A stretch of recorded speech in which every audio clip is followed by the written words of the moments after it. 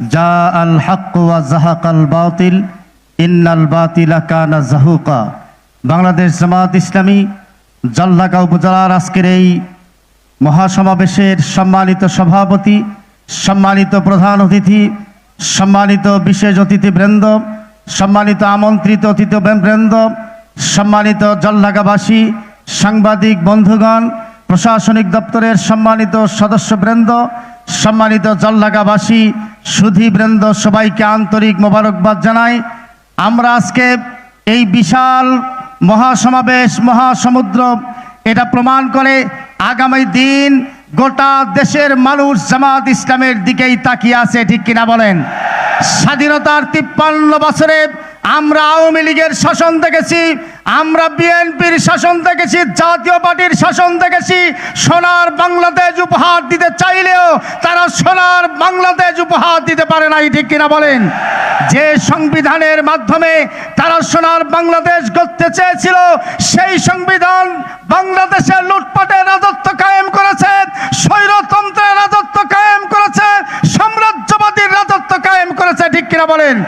ভাইয়ের আমার, এজন্য আগামীর সংবিধান 5ই আগস্টে যে মহাবিপ্লব হয়েছিল, আগামীতে আল্লাহর কোরআনের সংবিধান প্রতিষ্ঠার জন্য জামাত ইসলামের আরেকটি ডাক আসবে।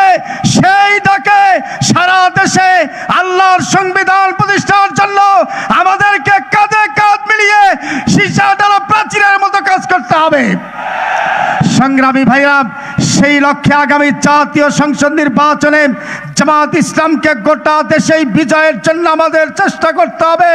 তার অংশ হিসাবে এই জলঢাকায় আমিরের জামাতের প্রতিনিধিত্ব হিসাবে ওবায়দুল্লাহ সালাফিকে দেওয়া হয়েছে, তাকে ভোট দিয়ে নির্বাচিত করতে হবে। সম্মানিত ভাইরা, আগামী দিন আমরা এই আমাদের প্রিয় মাতৃভূমি বাংলাদেশকে আল্লাহর দ্বীনের সংবিধান দেখতে চাই, কোরআনের সংবিধান দেখতে চাই।